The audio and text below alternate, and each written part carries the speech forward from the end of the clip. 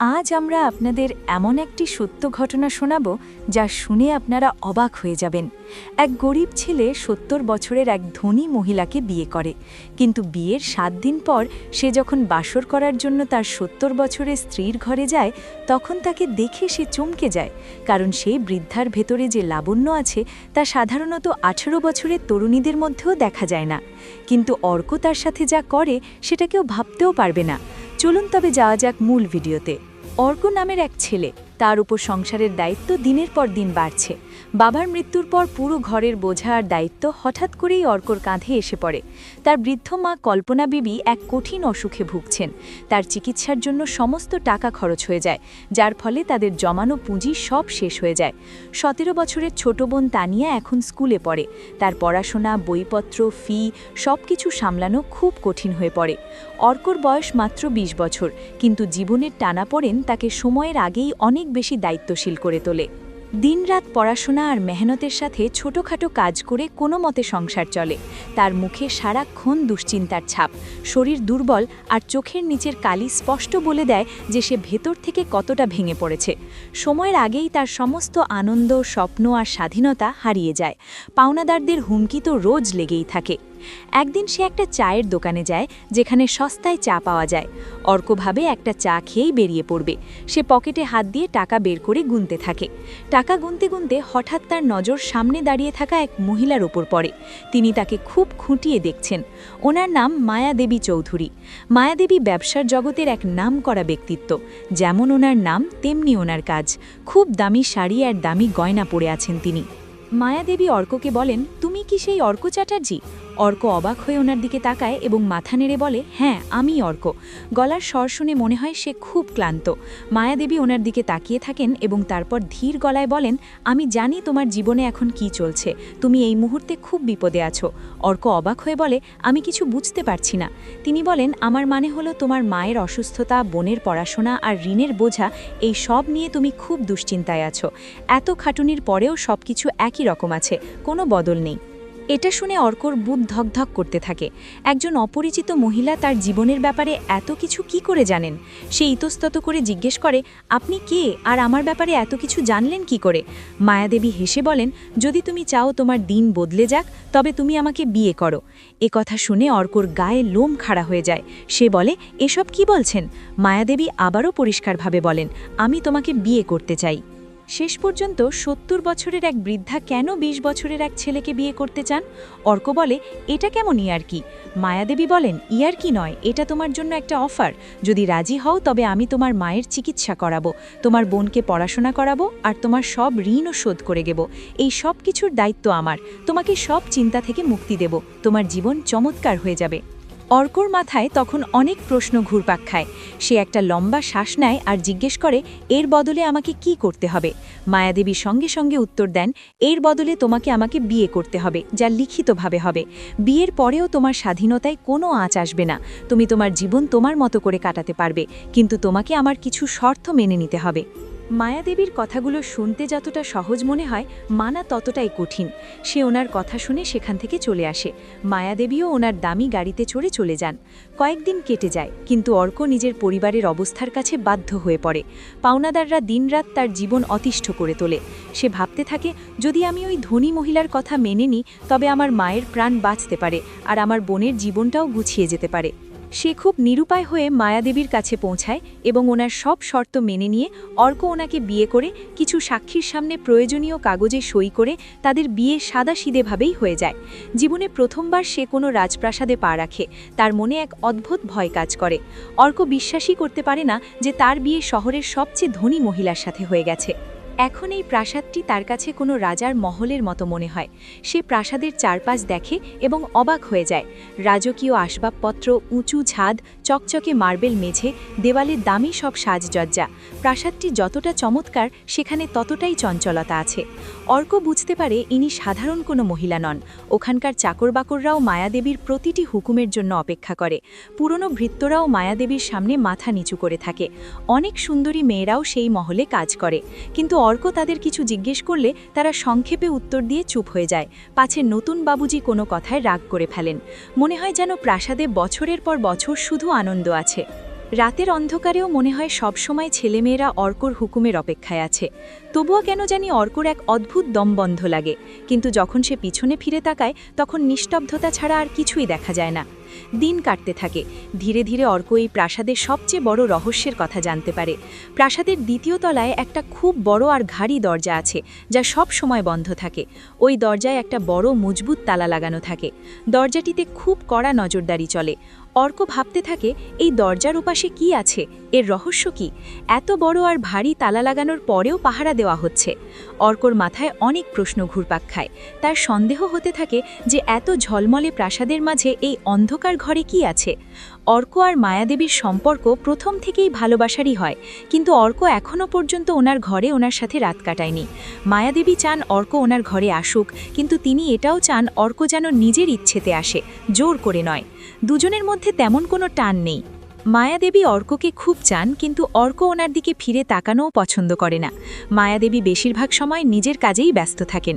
যখনই দুজনের কথা হয়, কথা শুরু হতে না হতেই শেষ হয়ে যায়। মানে মায়াদেবী তো ওনার শারীর স্বাস্থ্যের খবর নেন, কিন্তু অর্ক দরকারি কথা ছাড়া বেশি কিছু বলে না। মায়াদেবী রোজ অর্কর সাথেই ডাইনিং টেবিলে বসে খাবার খান। কোনো কিছুর ব্যাপারেই একে অপরকে কিছু বলেন না, এবং তারা কখনো একে অপরের পরিবারের ব্যাপারেও জানতে চেষ্টা করেন না। মনে হয় যেন দুজনের জগৎ আলাদা আলাদা। একবার রাতের বেলা প্রাসাদে নিস্তব্ধতা বিরাজ করছে। অর্ক নিজের ঘরের দিকে ফিরছে, তখনই হঠাৎ তার নজর প্রাসাদের অন্য একটা অংশে পড়ে, যেখানে সে আলো দেখতে পায়। এটা দেখে সে সেখানেই দাঁড়িয়ে পড়ে। সে দেখে ওই আলো মায়াদেবীর ঘর থেকে আসছে। এই ঘরটি প্রাসাদের একদম মাঝখানে। মায়াদেবী ছাড়া আর কারো সেখানে যাওয়ার অনুমতি নেই। মায়াদেবী অর্ককে নিজের ঘরে ডাকার জন্য ছটফট করেন, কিন্তু অর্ক কখনো ওই ঘরে যাওয়ার চেষ্টা করে না। সে নিজেকে জোর করে আটকে রাখে। কিন্তু আরও একটা ঘর আছে, যার উপরে মজবুত তালা লাগানো। সে সেখানে যাওয়ার চেষ্টা করলেই কেউ না কেউ তাকে আটকে দেয় আর বলে, বাবুজি, ওই ঘরে যাওয়া নিষেধ। অর্ক অবাক হয়ে জিজ্ঞেস করে, কেন? কিন্তু পাল্টা কোনো উত্তর আসে না। একদিন রাতে সে ধীরে ধীরে ঘরের দিকে পা বাড়ায়। সে দরজার কাছে পৌঁছে কান পেতে শোনে যে মায়াদেবী কারোর সাথে কথা বলছেন, আর যে ভঙ্গিতে তিনি কথা বলছেন তা শুনে অর্কর হৃৎপিণ্ড জোরে ধকধক করতে থাকে। সে বুঝতে পারে না এমন কি রহস্য যা মায়াদেবীর জীবনের সাথে জড়িয়ে আছে, কিন্তু এখন তার বিশ্বাস হয় যে অনেক কিছু তার কাছ থেকে লুকানো হয়েছে। তার মাথায় অনেক প্রশ্ন আসে যে আসলে এমন কি কথা যা মায়াদেবী সবার কাছ থেকে লুকিয়ে রেখেছেন। কেন তিনি কাউকে এই ঘরে আসতে দেন না? সে চুপচাপ দরজায় দাঁড়িয়ে থাকে। অর্ক নিজের হৃৎস্পন্দন সামলানোর চেষ্টা করে। তার মনে অদ্ভুত সব চিন্তা আসতে থাকে যে বিয়েটাকে সে একটা আপোষ মনে করে মেনে নিয়েছে, তার পিছনে কোনো বড় চক্রান্ত তো নেই। সেই প্রাসাদের প্রতিটি রহস্যের পর্দা ফাঁস করার জেদ ধরে। অর্ক এসব ভাবতে ভাবতে নিজের ঘরে চলে আসে। সে ঠিক করে যাই হয়ে যাক না কেন, আজ সে ওই ঘরে গিয়ে দেখবে আসলে ব্যাপারটা কি। তার সন্দেহ এখন জেদে পরিণত হয়। সে ভাবতে থাকে কিভাবে ওই ঘরে পৌঁছানো যায়। মায়াদেবী সারাক্ষণ অর্কর দিকে তাকিয়ে থাকেন আর হাসেন। তিনি ৭০ বছরের বৃদ্ধা হলেও রোজ অর্কর কাছে এক নতুন আশা আর নতুন স্বপ্ন রাখেন। এখন অর্ক ভাবতে থাকে, এই মহিলার সাথেই কথা বলা উচিত। তিনিই আমাকে এই ঘরের রহস্য জানাতে পারেন। প্রাসাদের নিঝুম অন্ধকারে শুধু ঘড়ির টিকটিক শব্দ শোনা যায়। রাতের তৃতীয় প্রহরে অর্ক ওই ঘরে যাওয়ার জন্য তৈরি হয়। সে মায়াদেবীর এক বিশেষ পরিচারিকা, ১৯ বছরের এক খুব সুন্দরী মেয়ে, যার নাম তিথি। অর্ক তিথির সাথে কথা বলে এবং অনুরোধ করে যে সে তার স্ত্রী মায়াদেবীর সাথে দেখা করতে চায়। তিথি মায়াদেবীর কাছে অনুমতি নিতে যায়। তিথি ছাড়া কেউ মায়াদেবীর কাছে যেতে পারে না। যেই তিথি মায়াদেবীকে অর্কের ইচ্ছের কথা জানায়, মায়াদেবী আনন্দে আত্মহারা হয়ে যান এবং তিথির হাতে চুমু খেয়ে বলেন, শীঘ্র ওকে পাঠিয়ে দাও। তিথি অর্ককে যাওয়ার অনুমতি দেন। অর্ক এখন ২২ বছরের এক সুঠাম ও সুদর্শন যুবক। সে গিয়ে মায়াদেবীর ঘরের বেল বাজায়। মায়াদেবী দরজা খোলেন এবং প্রাণ খুলে তাকে স্বাগত জানান। অর্কও ভাবে, যতক্ষণ না একে খুশি করব, আপন করে নেব, ততক্ষণ রহস্য ভাস হবে না। ঘর গোলাপের গন্ধে মজে আছে। মায়াদেবী দাঁড়িয়ে আছেন, মুখে উজ্জ্বলতা, চোখে ভালোবাসা। অর্ক ঘরে ঢোকা মাত্রই তার বুক কাঁপতে থাকে। অর্ক ধীরে ধীরে অবাক হয়ে বলে, মায়াদেবী, আপনাকে তো আজ ১৮ বছরের তরুণীর মতো লাগছে। এটা কি করে সম্ভব? মায়াদেবী হাসেন। ওনার মুখে একটা আভা ফুটে ওঠে। তিনি ধীরে ধীরে অর্কর কাছে এসে বলেন, ভালোবাসায় বয়স হয় না অর্কবাবু।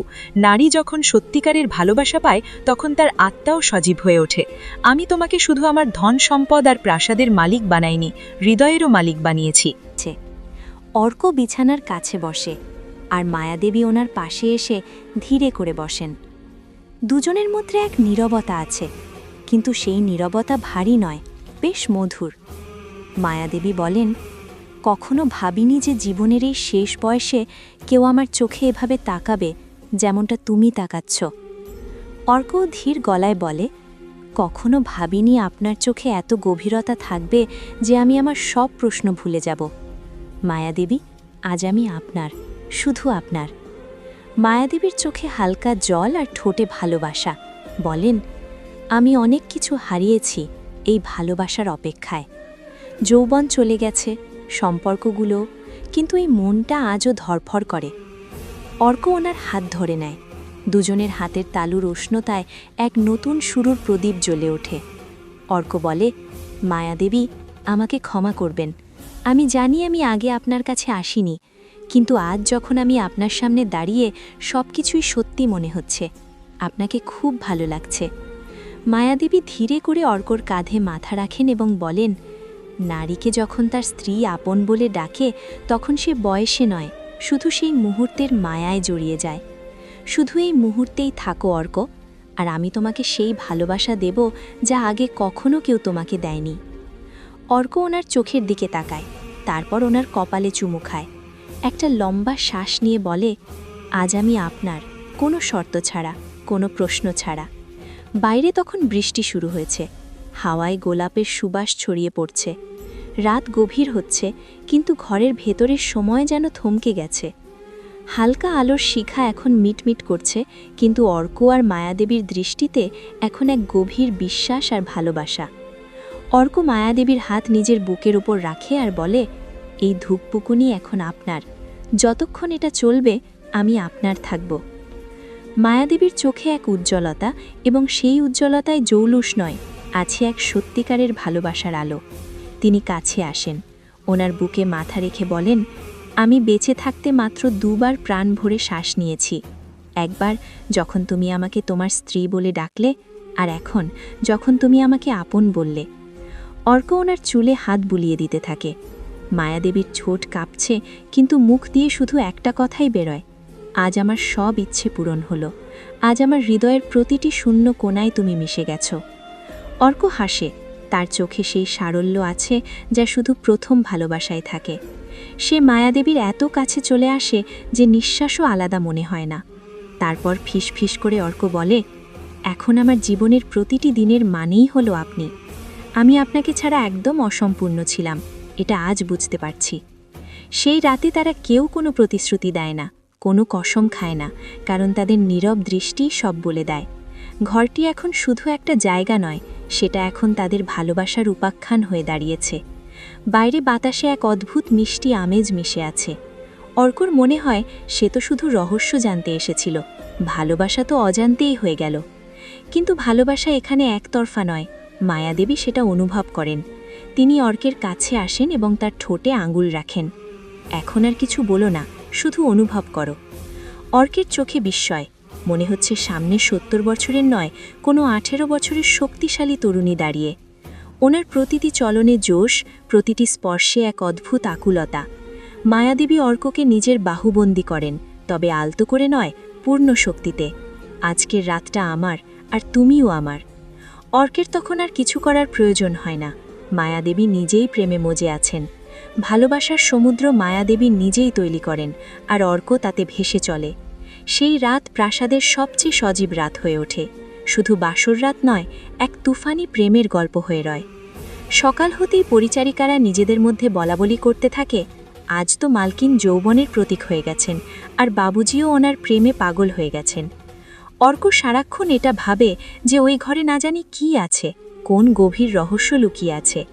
অর্ক সেখানে পৌঁছে দেখে আজ দরজাটা আধ খোলা। এটা দেখে তার বুক ধকধক করতে থাকে। অর্ক সাহস দেখায়, দরজা খুলে ঘরের ভেতরে পা রাখে। ঘরে হালকা আলো জ্বলছে। ঘরে রাখা আসবাবপত্রগুলো খুব পুরনো। ঘরের অন্যদিকে একটা বড় কাঠের আলমারি আছে, যাতে অনেক ফাইল রাখা, যা দেখে সে অবাক হয়ে যায়। সেই সময় তার নজর পাশের টেবিলের ওপর যায়। সে ধীরে করে সেখানে যায়। তার চোখ পড়ে একটা মোটা খাপের ওপর, যার কোণগুলো হলুদ হয়ে গেছে। মনে হচ্ছে ওটা বারবার কেউ হাত দিয়ে ছুঁয়েছে। সে খামটা তুলে খোলে। ভেতর থেকে একটা ছবি বেরোয়, যাতে অর্কের বাবা অনিমেষ চ্যাটার্জি মায়াদেবীর সাথে দাঁড়িয়ে আছেন। অনিমেষবাবুর মুখে হালকা হাসি। অর্কের মাথা ঘুরে যায়, ঠিক তখনই পেছন থেকে কেউ ডাকে, শেষ পর্যন্ত তুমি সব দেখেই নিলে। আওয়াজ শুনে অর্ক থমকে যায়। সে পেছনে ফিরে দেখে মায়াদেবী দাঁড়িয়ে আছেন। মায়াদেবী চুপচাপ দাঁড়িয়ে দেখছেন। ওনার চোখে কোনো ভয় বা বিস্ময় নেই, কারণ তিনি জানেন কোনো না কোনো দিন এই সময়টা হতই। অর্ক সঙ্গে সঙ্গে কাঁপতে থাকা হাতে ছবিটা পেছনে লুকিয়ে ফেলে। তার মুখের রং ফ্যাকাশে হয়ে যায়। সে নিজেকে সামলে বলে, এই বিয়ে কোনো চুক্তি ছিল না, বরং একটা প্রতিশোধ ছিল। মায়াদেবী হেসে বলেন, তুমি খুব বুদ্ধিমান অর্ক। আমি জানতাম না যে তুমি এত তাড়াতাড়ি সত্যিটা জেনে যাবে। অর্ক রাগে ফেটে পড়ে বলে, আপনি আমাকে বোকা বানিয়ে আমার অসহায়তার সুযোগ নিয়েছেন। আমার বাবার উপর প্রতিশোধ নিতে আপনি আমাকে ব্যবহার করেছেন। তার চোখে যন্ত্রণার ছাপ স্পষ্ট। মায়াদেবী অর্ককে বলেন, এখন যখন সবই জেনে গেছ, তবে শোনো অর্ক, আমি তোমার বাবাকে ভালোবাসতাম। তিনিই ছিলেন আমার প্রথম এবং শেষ ভালোবাসা। আমার বয়স যখন 25 ছিল, তখন আমার স্ত্রী মারা যান। আমি তরুণী ছিলাম, একা ছিলাম, আর তোমার বাবা আমাকে আশ্রয় দিয়েছিলেন। কিন্তু আমি ভুল করেছিলাম। আমি ওটাকে ভালোবাসা ভেবেছিলাম। কিন্তু তিনি সবসময় আমাকে শুধু ব্যবহারের জিনিস মনে করেছেন। অর্কের চোখ কপালে ওঠে। মায়াদেবী তিক্ত গলায় বলেন, যখন আমি বিয়ের কথা বললাম, তিনি মুখ ফিরিয়ে নিলেন। সেদিন আমি প্রতিজ্ঞা করেছিলাম যে তিনি না হলেও ওনার রক্তই সই। আমি তোমাকে ছোটবেলায় দেখেছিলাম আর তখনই সিদ্ধান্ত নিয়েছিলাম। মায়াদেবী ধরা গলায় অর্ককে বলেন, হ্যাঁ অর্ক, আমি তোমাকে শুধু প্রতিশোধের জন্যই বিয়ে করেছি। তোমার বাবা আমার সাথে যা করেছেন তার আগুন আমি বছরের পর বছর বুকে নিয়ে বেঁচে আছি। আর যখন তুমি সামনে এলে, আমি ঠিক করলাম তোমাকেই সেই আগুনে ফেলে দেব। তোমাকে দিয়ে সই করিয়েছিলাম যাতে তুমি আমাকে ছেড়ে যেতে না পারো, যাতে তুমিও সেই একই যন্ত্রণা পাও যা আমি পেয়েছিলাম। একটু থামেন, তারপর ধীর গলায় হেসে বলেন, কিন্তু অর্ক, তুমি আমাকে ধোঁকা দাওনি, তাই আমি আমার সব কিছু তোমাকে সঁপে দিয়েছি। তুমি তো সেটা করে দেখিয়েছ যা তোমার বাবা কখনো পারেনি। তুমি আমাকে সম্মান দিয়েছ, আমার মন বুঝেছ, আর তোমার মানবিকতার কাছে আমার প্রতিশোধ হেরে গেছে। আমি তোমার ভালোবাসায় গলে গেছি অর্ক। এখন তো আমি তোমার কেনা গোলাম হয়ে গেছি, আর তোমাকে মন থেকে ভালোবাসতে শুরু করেছি। ওনার চোখে জল চলে আসে। আমাকে ক্ষমা করে দিও অর্ক। অর্ক রেগে আছে ঠিকই, কিন্তু সেও নিরুপায়। মায়াদেবীর চোখ থেকে জল পড়ছে। ওনার মুখটা লজ্জা, অনুশোচনা আর ভালোবাসায় ভিজে আছে। অর্ক কিছুক্ষণ চুপ থাকে। তার চোখে মায়াদেবীর জন্য রাগের বদলে এখন মায়া আর ভালোবাসা কাজ করছে। অর্ক ধীরে করে কাঁপতে গলায় বলে, আপনি আমাকে বন্দি করতে চেয়েছিলেন, কিন্তু নিজেই আমার ভালোবাসার খাঁচায় বন্দি হয়ে গেলেন মায়াদেবী। আপনার প্রতিশোধ, আপনার ঘৃণা সব হেরে গেছে, কিন্তু আজ আপনার চোখে যা আছে তা হলো ভালোবাসা। অর্ক এগিয়ে যায়, মায়াদেবীর কাঁপতে থাকা কবজি ধরে আর ওনাকে জড়িয়ে ধরে। অর্ক ফিসফিস করে বলে, আমি আপনাকে ক্ষমা করে দিলাম, কারণ আপনার মন এখন পরিষ্কার আর আমি সেটাকে পেয়ে গেছি। মায়াদেবী ফুপিয়ে কেঁদে ওঠেন। অর্কের বুকে মাথা রেখে শুধু বলেন, এখন যদি মৃত্যুও আসে তবে আক্ষেপ নেই, তোমার ভালোবাসা পেয়ে গেছি অর্ক, তোমাকে আমি পেয়ে গেছি। সে ওই প্রাসাদে একজন রাজার মতো থাকতে শুরু করে।